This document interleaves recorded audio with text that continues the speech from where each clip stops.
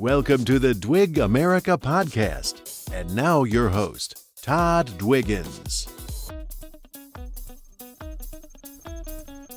Hello, everybody, and welcome to the inaugural Dwig America podcast. I am your host, Todd Dwiggins. Thank you so much for joining me. Hopefully you enjoy what you hear today and you'll want to keep listening.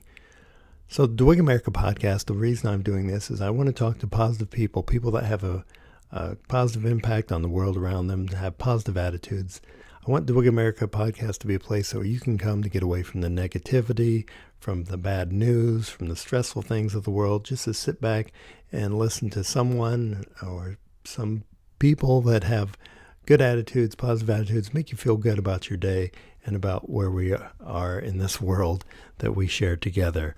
On today's podcast, I'll be talking with Mr. Mark Wolters of the YouTube channel Wolters World.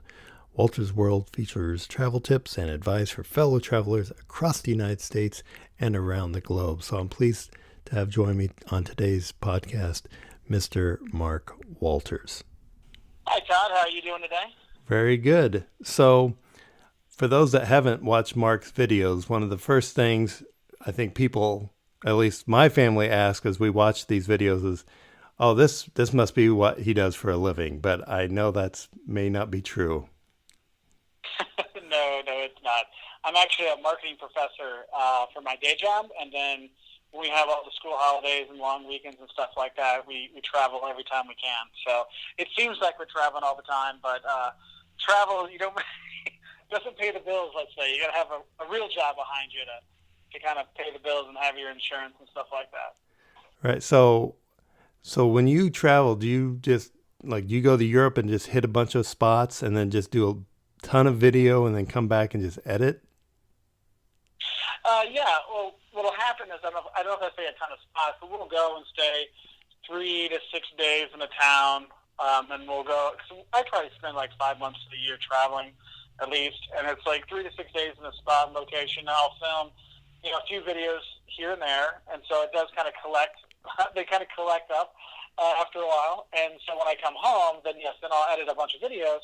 And I try not to do, too many videos on the same country in a row, because, if I do 5 videos on Argentina in a row, people get kind of bored. So I might do, what to eat in Argentina, things we don't do in Argentina, and activity in Argentina, and then I'll switch to something on Portugal. And then I'll do a few of those, and I'll switch to something in the U.S., because people kind of get a little bored of the same thing, the same country stuff. So we try to, mix it up so people can see, hey, what are some of the things I don't do in Japan, and then follow that up with, hey, you know what, if you're going to Kansas City, here's some tips for you there. So we try to mix it up. So we have a lot of videos. I have a lot of videos that I still haven't edited together, because we travel so much that I got to get, behind. So I really need to get these other videos out. But it usually comes down to, we got another trip coming up. I got to prepare for that. So we get 2 videos out every week, every Wednesday and Saturday, and then I try to get an extra video out once a week every so often, just to try to catch up and to get more stuff out there. Because there's people like yourself that might want to be going to Texas, but then I have videos on Florida, and I got to get that out there. Then I've got videos on Nicaragua, and people are like, oh, what's it like there? I got to get more of those out. So sometimes it's tough to keep up with all the videos we do have. So it's kind of like travel, collect, edit, and then work on it. So in your travels, let's say around the world, I'm sure you run into lots of Americans. So what's the thing that you see? I went to France, and I know the biggest mistake I made was I was picky. When it came to food, I was like, can I after I was there 3 weeks. So after week 3, we had friends take us to Paris, and they're like, where do you want to eat today? And my friend and I that was traveling with me, we were like, hey, can we hit McDonald's? And they were like, McDonald's? You're in Paris. And we said, I know, but we really need salt. We're dining. But now I kick myself. I'm like, what an idiot, But are there things you see Americans do when you're traveling other than things like that just make you go, please don't? Well, Tom, I will tell you this. You're not the only person that this happened to. And that's not just Americans. That's actually one of the things. Like McDonald's, it's funny. If you grew up in the U.S., having McDonald's when you're a kid is a normal thing. But you know what? If you grew up in Germany, going and grab McDonald's when you were a kid was a normal thing. Italians, it was a normal thing for them too, because it's not just Americans eating these thousands of McDonald's around the world. And so when I'll see, where I teach, we'll have Italian exchange students and Spanish exchange students and Austrian exchange students and Chinese exchange students, and they all, when they get homesick, they go to McDonald's, because McDonald's is so consistent around the world that it's kind of like a home food for everybody. So don't feel bad if you did go there, because tourists go there from all over the world. It's okay. But I will say is, one of the things people don't realize is when you're traveling all the time, it is great to have the local food again and again and again. But after a while, people get burned out. It's kind of like when, if you go see museums for 2 weeks straight, you could end up in the Louvre on the third week, and you're like, man, I've seen so many museums, I'm just museumed out. And it does happen. You get pasta'd out, you get pizza'd out, you get bratwurst out. Okay, so you just want that one-off break. And I know with my dad, I travel with my parents, and my dad's in his 70s, and I know with him, I know on the 6th or 7th day, we need to go to an Irish pub. Like, we might not go to McDonald's, we'll go to an Irish pub so we can have a burger or a shepherd's pie or something that it reminds him of home. And that kind of, gets him back in the groove, and he's back to eating, the local food. And so sometimes we'll plan those things out. And especially if you have little kids. I mean, little kids, you always want to make sure you're having them try foods at home all the time. And so when they go abroad, they're at least willing to try it, because you never know what they're going to end up liking. Like last night, my youngest son came home from his friend's house. His friend's family, they're Brazilian. And he came back with chicken gizzards. But his chicken gizzards cooked in this Brazilian way, and he loved it. He ate like 10 gizzards. But his older brother, he's like, what are those? I'm like, chicken gizzards. And he's like, oh my God, I never eat that. And I'm like, you've never had one. Well, my youngest never doesn't know what a gizzard is. He tried it. He's like, wow, this is actually good. And he just ate a ton of them. So it's okay to just switch it up. And go back to the home stuff, because sometimes you just need that home feeling, because you don't want to get burned out. Because then all of a sudden you're like, I never want to have food X again. You're like, no, it's okay. So I will give you a pass for your McDonald's in Paris, because I know sometimes that's what people need, and it's okay.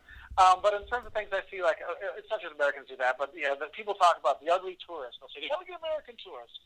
Well, I'm going to tell you right now, there's ugly tourists from all over the world, and there's beautiful tourists from all over the world. And so the U.S. kind of gets, we kind of get our bad name because we tend to be loud. That's kind of one of the biggest things.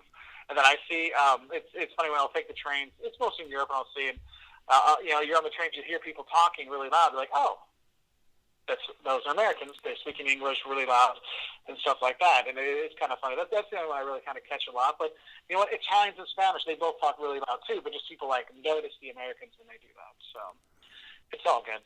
Yeah, I remember my friends from France say, we can always tell there's an American because you smile too much. Well, yeah, that's one thing a lot of people will complain about the U.S. They say, oh, your service, you want such happy, over-the-top service. It's so fake in America. I'm like, well, they're working on tips. They're trying to be nice to you so you get better service. You tip them better. I'm like, wouldn't you want people to treat you nicer? I mean, I don't want to go to a restaurant and be treated like crap. I'm like, I'd rather be treated nice and give them money than be treated like crap and give them money. So it's just funny. It's a lot of it's just perspective, how people see things. But, yeah, Americans we do smile a bit. I remember, where was I living? I was living in one country, and people were like, why are you smiling all the time? Oh, when I was in Lithuania, when I was teaching there, my students, when I first was there, someone told me, it's like, you know what their nickname for you is? I'm like, I have no idea. It's the smiling professor. I'm like, really? Like, oh, yeah. And then again, when I taught in China a few years ago, my Chinese students gave me a little plaque, and it was like, the smiling professor. So, yes, we do smile a lot, which is okay. Yeah. Well, I even find because we moved here from Wisconsin, and I remember the first time I went to the deli to get some turkey. I just, hey, I'd like some turkey sliced, whatever, 1 pound. And then the deli counter lady starts engaging me in conversation, so what are you guys doing today? And I thought, why are you asking me these questions? And it took me a while to realize, oh, they're friendly here. It wasn't just her, but it was everywhere I was going. And I thought, oh, because in Wisconsin, it was like, why? What do you want from me? And so and that's the thing is, in different countries, it can be totally different. You're in Texas or you're in the Southeast. People, you're not going to go quick through the express line. You're going to have a little chit-chat with the person there and stuff like that. Whereas I'm in Illinois, and it's like, give me your stuff, go. Right. And so there's cultural differences you'll have in different countries within the country. I mean, it's funny because like we talk about France. I'm sure you probably noticed this. Is when you're around France, people are really friendly, but when you get to Paris and you get the waiters in Paris, they're kind of jerks, right? Right. And so people have this impression that the French are so rude and all this. Like, no. The only French people that are really rude are the Parisian waiters, okay? Because they have millions of tourists that come through that don't tip them, that aren't nice to them and stuff like that. So they don't care because you know what? Another tourist is going to show up after you leave, so they don't really treat people that well. When you go outside, you go to Normandy or Loire and things like that, they're like, oh, tourists, hey, we're happy to have you. We're happy you spend your money. Thank you for coming here, because they don't know when the next tourist is going to come, like in Paris where everyone's going all the time. Yeah. And another question I had, because I thought, if you're traveling that much. So we just got back a couple of weeks ago. We took a trip out to Utah. We went up to Idaho. We went to Yellowstone and just kind of did a 10-day trip. And the thing that I thought when I got back, because I thought of you, was how do you get enough rest? It seems like, because I have trouble like sleeping in different spots every night. Like I'm just so happy when I get home to have my own bed. So is there any tricks you've learned to sort of get enough rest and to sleep well while you're traveling? I find doing tourism until you're exhausted and just passing out and sleeping. Yeah. That's helped a lot for me. So you just pack in a whole day. We just go, and then you're like, you get back, you're like, oh, and just zonked. But I do know what you mean. I would say when we travel, because we'll travel sometimes for 3 weeks, 6 weeks, 9 weeks, I do get to a point where I'm like, man, I want a good bed. And that's one of the things is some places you'll go and it's like get a double bed, it's just 2 single beds smushed together, or it's a really thin mattress. And everyone loves their own bed at home. And at our house, I'm like, I love my bed. So when I get back home, I'm like, oh, thank God. And but sometimes what I recommend, if you have like a bad back or stuff like that, I mean, don't go for the cheap hotels all the time, because we've had taco beds that were so soft, or beds that was like sleeping on like hardwood floor kind of stuff. I would say, spend the money for a nicer hotel, a nicer chain hotel that's going to have probably a better bed, and do that every so often. Just so you can go like, oh, at least I get a good night's rest. I know for my wife, for her, it's a lot of it's about the bathroom. Because if we have a gross bathroom, she's just like, I can't stay here because if the bathroom is gross, what else is gross? Right. I mean, I know we were in Ecuador, and we were staying at this one hotel for 6 nights, and after the first couple nights, she's like, it's kind of gross here. Then like the third night, she wasn't feeling well, and she was like, not like she had to throw up and stuff like that. And so she was laying on the floor by the bed, and she could see in the bathroom and saw that the toilet had overflowed at some point, and the poop water had gone over and crusted the bottom of the toilet. And she hadn't noticed that before, but she wouldn't have noticed unless she was sick. She's like, oh my God, I can't sleep here anymore. And so she's like, she didn't get to sleep the next night. So we got to go to a different place. And so we went to a nicer hotel. And it was like, she's like, oh my God, thank God, there's actually a clean bathroom, a clean shower, there's no mold. And sometimes it's just the feeling of, I feel like I'm in a clean place. That helps relax a bit. So that I know that sometimes it's helped us. Also, I always make sure, like when we have kids, it's like make sure there's a spot for everybody to sleep. Because sometimes when you go, like if you get a double room in the U.S., sometimes you get 2 queen beds. So yeah, you can get 4 people sleeping comfortably. But a double room in Italy is 2 single beds. You're like, oh, wait a minute. And if you switch it together, okay, you have 2 parents and maybe one of the kids can sleep there, and the other one's on the chair. So making sure you can get enough beds and stuff like that can help as well. Yeah. So is there any place you've gone that you're like, I'm good, I don't need to go back, or pretty much have you had good experiences everywhere? Well, honestly, I have pretty good experiences everywhere. There's certain places, it's like, there's an old saying I say in Brazil is basically, I'm happy with what I have, but if I could choose, I would choose something else. Like there's places I've been, but I'd rather go someplace else. Like Brussels is one of the places I always say is very overrated, but it comes up in the news a lot because it's the head of the European Union. So you hear the news, direct from Paris, direct from Brussels, direct from London. And so people put that Brussels in the same category as London and Paris sometimes. They're like, no, it is not. You cannot think that way. Because within Belgium, going to Antwerp, Ghent, and Bruges, I would go to those 3 first before I even thought about going to Brussels. And so for me, it's like, I could pass on that, but I would definitely go back to Ghent because Ghent is so cool. And so there's some places that are like that. But I'm like, oh, that's a nice topography, but I'd rather go here. Yeah.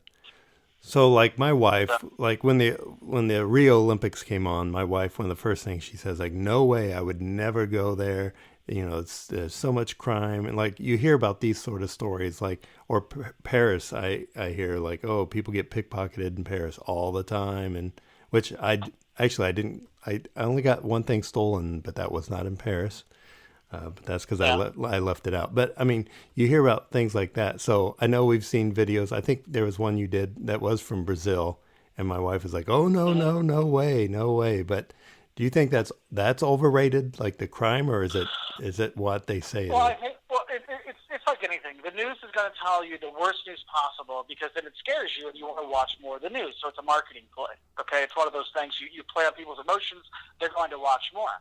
And so I know before we went to Rio, we were in Rio about 2 weeks before the Olympics in 2016 because I got so sick and tired of all the bad coverage from Brazil. And they made it sound like, I mean, in my videos I joke about it. It's not. They made it sound like you're going to get off the plane, someone's going to shoot you, and then when you're lying there bleeding to death, they're going to rob you, and then all the mosquitoes are going to come and suck all your bloods out and make you a Zika zombie, and then you're going to get shot again. And I'm like, look, I'm not going to lie to you, Rio does have problems. Like, you got to be careful in Rio. But the thing is you can go to other parts of Brazil that are totally safe. I mean, you go to Minas Gerais, this state was like where the mines were, so like oil Preto and these really beautiful colonial towns there, totally safe to go. I mean, I felt safer walking the streets there than I do in the town that I live in. And so you have these different things, but the news is always going to talk about the worst things possible. It's kind of like when the Ebola breakout happened a few years ago, and they're canceling programs to South Africa, and people are like, look, where the Ebola outbreak is actually like distance-wise was closer to New York City than it was to South Africa, but it didn't matter because it was Africa. So oh my gosh. And so you'll see people get overly freaked out. So, because Rio is unsafe, all of Brazil and all of South America is unsafe. And I'm like, look, you got to do your own research and figure these things out. And that's why if you go online, the State Department has, here's our travel advisory to look out for. And they'll tell you the cities, they'll tell you the regions not to go to and stuff like that. And so you can't just, don't blindly go and say, oh, no, everything's fine.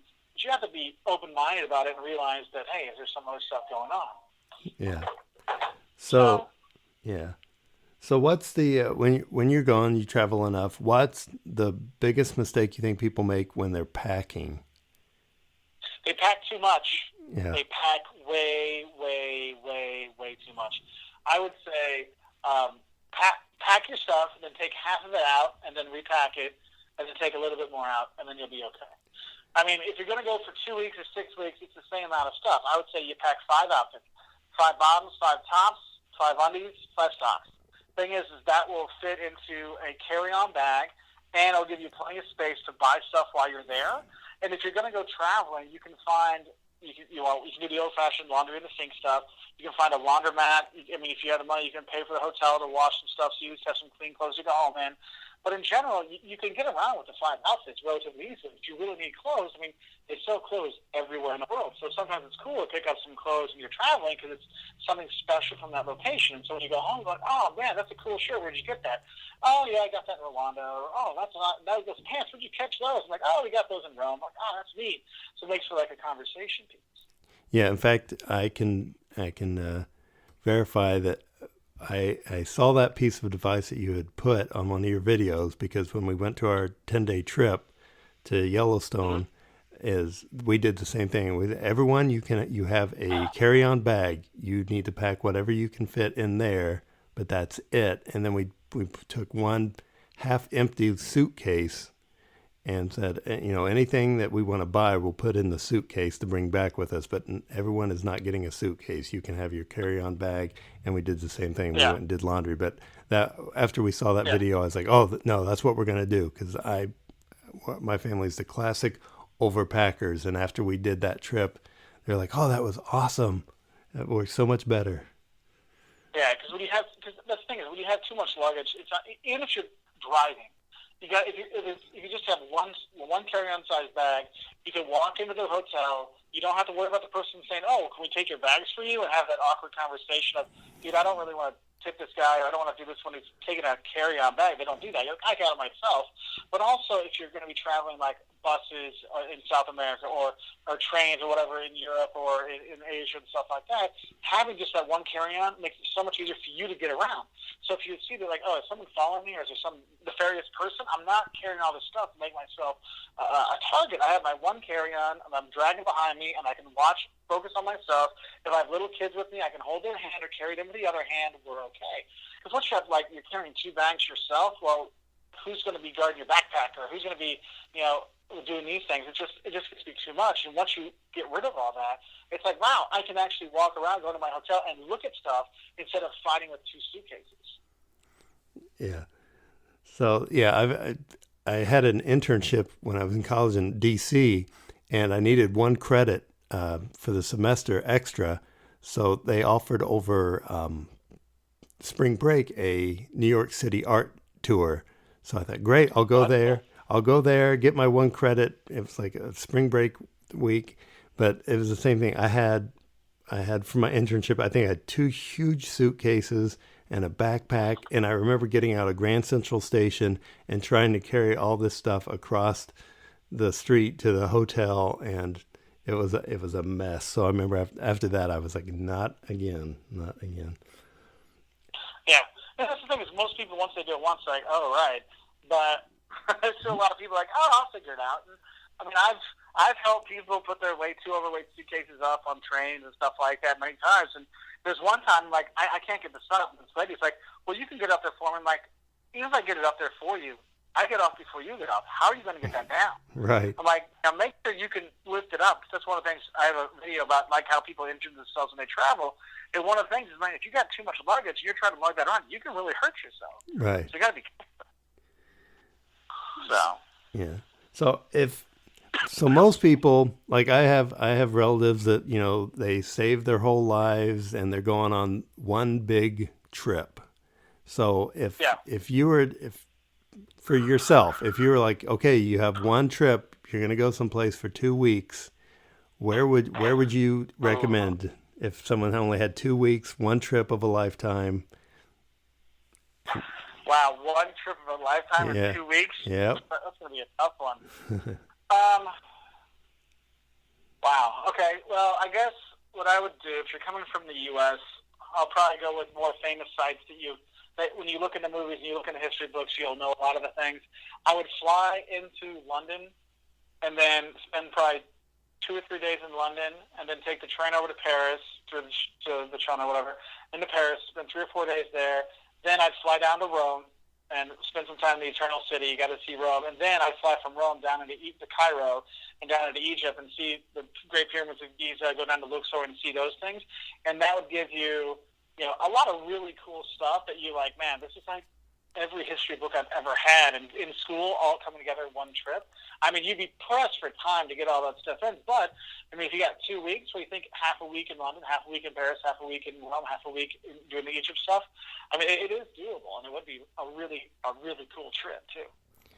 So that's a place I know my oldest daughter, she really loves, ancient Egypt, ancient Greece. So she's always talking about, I want to go to Egypt. I want to go to Greece. And again, that's one place where we go, I don't know if it's really safe to go to Egypt or Greece. But I mean, have you found you've had no problems? Greece is fine. You're fine in Greece. Egypt does have some issues, but you'll see when you go on the tours and stuff like that, you're going to be doing a tour, and they're going to have, security there for you and stuff like that. So, I mean, there are issues, but when the Arab Spring happened, there was more issues going on. But you do need to be careful. That's why when you're hiring guides and you're doing tours and stuff, make sure you're read the reviews and see what they say about it. Like if people felt safe or if they didn't feel safe. And the thing is, when you're reading reviews, whether it's TripAdvisor, Airbnb, whatever, you want to make sure you're reading between the lines, because some review sites like Airbnb, I can only the people can review me if I review them. And the thing is, if I say something bad about that hotel or about that Airbnb, well, they can say something bad about me and hurt my rating. And then people might not let me rent from them again. So we were at a place in New England earlier this year, and the reviews were like, oh, yeah, the people are very attentive. They were there every day to ask us how our day was, and they were always there for us, just to make sure we had a nice time. I'm like, oh, that's nice. And then we were there. It turned out that it was really creepy. I'm like, oh, I should have read into that. Like, they were there all the time. They were checking in on us. Like, they were like, well, your wife was you were outside with your kid playing football, and your husband was inside working. I'm like, how do you know I was inside working? You're like staring in the window or something? And it was just like, I'm looking for like the Nest video thing, in the rooms. It was really uncomfortable, and that's why it's really important to read the reviews, but also read between the lines in reviews. Well, that is odd. Yeah, So, very odd. do you know exactly like how many countries you've been to and how many like of the United States you've been able to travel to? U.S. Pretty much. I've been to everything east of the Mississippi, and then everything like through the middle, like Texas up and to the right. We've been to all those, and then Arizona and California. My wife's been to a few more. My wife's been to all the states except for, I think, Alaska, Hawaii, Washington, and Oregon, but she's been to all of them. In terms of countries, I know Taylor's been to 39 countries, 38 countries, somewhere on there. Lena's been to about 31 countries. Jocelyn's like high 40s. I'm in the 50s somewhere, like high 50s. So we're trying to get around it. And it's funny because I see people that have been to 120 countries, and like there's some people I follow, like, we've been to 100 countries in the last 2 years. I'm like, well, if you've been to 100 countries in the last 2 years, have you really gotten a chance to really experience that? Right. And so what we end up doing is we go back, like, look, I enjoy going to Italy, so we go back to Italy. I enjoy going to Brazil, so we go back to Brazil. And so sometimes, like, I want to go see some new country. I want to go see some new stuff. So, like, we're going to Morocco later this year because I want to go to Morocco and see some stuff there. So we're getting new countries, but we're not like, no, we must just, collect the stamps on our passport to be in the Century Club for 100 countries. I'm like, yeah, you can do that, but are you really getting to experience it if you're only spending, 2 days in that country or a day and a half in the country, or just saying, oh, I went there, stamp, and leave? So for me, I'm like, I'd rather spend the time and get to know a country and get to know the people, and if I make friends there, go back and see them again. I mean, that's one of the things we have all these Italy videos for and Germany videos for, because there's so many friends there. I'm like, if I have a choice to go somewhere, I mean, it could be someplace new that I kind of want to go, or I get to go spend time with one of my best friends in Vicenza, Italy. Man, I'm choosing my buddy Nando in Vicenza because I miss him. I want to go hang out with him and have a fun time. And maybe another time I'll go to that new country or that new city or something. So you have that pull both ways. Something new, but then you have your friends. Right. So it's not like you're going to say, I got to hit North Korea. It's on my list. I got to do the... Yeah. No, we don't do that. Because what we'll do for a lot of the newer places, too, we'll ask our fans, hey, where do you want us to go? And they've suggested, like, we ended up going to Iceland because our fans wanted us to go there in 2015. It turned out to be a great trip. They want us to go to Ecuador. We went there for a new country and did that. And so our friends have done a good job of helping us pick out new countries to go to because they're like, this place looks cool. And they give us reasons why to go. I'm like, okay, we'll check it out. And it's been a great experience. And I got to say thanks to our fans, our fellow travelers, for helping us find some of these new cool places to go. Awesome. Well, I think so the only thing I think is, have you had any exceptionally, what you'd say, a funny experience or any, what you'd say, scary experiences? Let's see. One scary experience. Let's see. I've had, the shakedown by the cops in Russia and the shakedown at the border guards in Paraguay and stuff like that. And those were a little scary. Once, there was a time we were in Rome, actually, and our oldest son we were there with friends, and they had their kids there, and our son wanted to spend the night with our friends and their kids in their room. And we're like, okay. And so he goes to spend the night with them, but the hotel didn't have locks on the doors on the inside, like, so anybody could just walk out. You couldn't walk in, but anybody could walk out. And so he was like 3, and he wanted to go see mommy and daddy, and he told, like, one of the kids that were there, and they're like, okay. And so he walks out of the hotel and tries to find us. And, I mean, it's like 11 o'clock at night or something. And I hear him in a hallway with this Italian guy, this concierge. I'm like, that sounds like Caleb. What the hell's going on? I go to the door, and the guy from the front desk is, like, mad as hell at me. What the hell? Why are you watching your kid? I'm like, he was staying with our friends up in the top. I'm like, what the hell? And so it was because they weren't paying attention. They fell asleep, and then he didn't wake them up to tell them. And so he ended up getting lost in the hotel. And thank God these 2 Japanese tourists found him and brought him to the front desk, and happened to be the same guy that we checked in with. And it was just like, oh, my God. And so that was probably the scariest I was when I happened. Like, Jesus Christ. Like, Like, that was not good. And so that's why now, like, whenever we have friends staying with us, I'm like, look, if you are going to stay with them in their hotel, you will stay in there the whole night. I don't care if you need us. Okay, what happens if you're staying there? You get the phone, you call us, and we will come get you from the room and bring you back. So that was probably the scariest I felt, and that was like a post facto scariest. Yeah, it's always the kids that terrify you. They're always doing something. That was like my daughter when we were in Yellowstone. She almost was in tears before we left because she was afraid that she thought, I don't know why she thought I was going to fall over into like the hot springs and dissolve, but she got that into her head that, you're be careful, Daddy. And so I was like, I'll be okay. I was like, they have boardwalks there and we'll be safe. And then so I had to explain to her that the only way anything's bad is going to happen is if I do something wrong. But I thought it was funny that my daughter was the one that was worried about her dad getting hurt, not her getting hurt. So. Yeah, I've had that with my kids. They've been worried about me a few times. Or actually, it's been like they've worried about each other. Like, oh, is Liam okay? I'm like, he's fine, kid. Is Caleb okay? I'm like, he's fine. Don't worry. So it's usually it's always fun. Anyway. So when you were in Russia, so you said, because I've heard that before about the police. So do you go and you're like, okay, I'm prepared that if they stop me, that you're prepared to do you have to pay them off? Well, how it works with ours, because I'd read up on the stuff, they're like, if they're giving you harassment, they're threatening to arrest you, you say, well, take me downtown, and let's do that. And they don't want to take you downtown because they'll get in trouble for harassing you and stuff like that. Because the normal cops aren't cool with people harassing the tourists and stuff.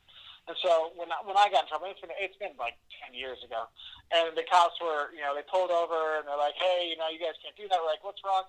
And they're just yelling at us and all kinds of stuff. They got us in their van and things, and the guy's like, you have to sign this and pay this fine. And I could read a little bit of Russian at the time, so I could make out what it was. It was a parking ticket. I'm like, that's a parking ticket, but I didn't want to say anything because it was a little scary, let's say, at the time with the guys yelling at us with their, and guns and stuff. And I'm like, so we ended up, the guy looks at me and he goes, well, you pay this amount. And it was like $5. And then they look at the other guy I was with, and he looked like he had no money because he'd actually gotten mugged the night before. So he had like nothing. They're like, you have to pay anything. So I pay the stuff and we leave. And they would just kind of laugh about it because it was obviously BS what was going on. But so it was just like, technically we paid a fine, and they gave me this form, and I'm like, all right. But one thing that was nice about it, they then gave us a ride to our hostel, and it was actually the fine they had me pay was actually cheaper than a taxi ride. So I'm like, that was okay. Nice. So it all worked out in the end, but it was. Yeah, I didn't know. It was kind of scary and funny at the same time. Yeah, I didn't know if that was one of those situations where you're like, hey, could you just drop me off at the U.S. Embassy and we'll have a conversation there? We were actually getting out of the van. They're like, no, we will take you back. We're like, okay. Really took us back. Well, thanks for doing this. No problem. And if anybody out there wants to check out our videos, just go to youtube.com/WoltersWorld with an O, and you'll see a chubby guy with bald with a ponytail talking about different places around the world, shocks different countries, cities, bones of going different places, and travel tips, all kinds of stuff. So do check us out, and thank you, John, for having us on. I appreciate it. Yep, I will link your YouTube stuff into the podcast when I get it all set up, and so people can find it that way too. And so Cool. Thank you. Yeah, thanks for joining us. All right, you have a good one. All right, thanks.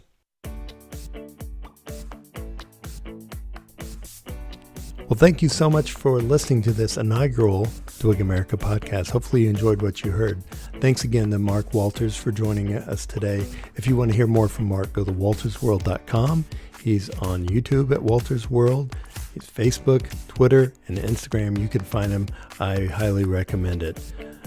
If you enjoyed this podcast, listen, subscribe, share it with your friends. I really appreciate it. Until next time, so long, everybody. Check us out on Facebook.